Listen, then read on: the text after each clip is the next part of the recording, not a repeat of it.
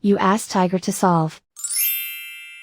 This deals with linear equations with one unknown. The final result is x equals -2. Let's solve it step by step. Simplify the expression. Group like terms. Simplify the arithmetic. Swap sides.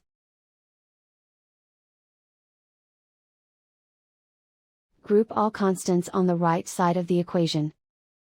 Subtract 2 from both sides. Simplify the arithmetic.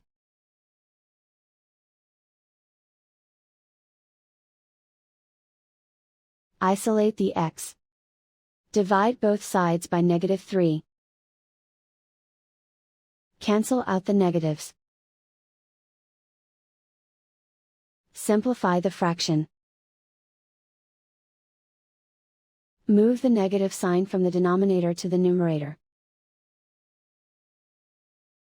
Find the greatest common factor of the numerator and denominator.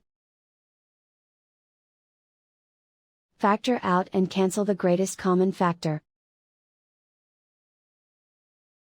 And so the final result is x equals -2.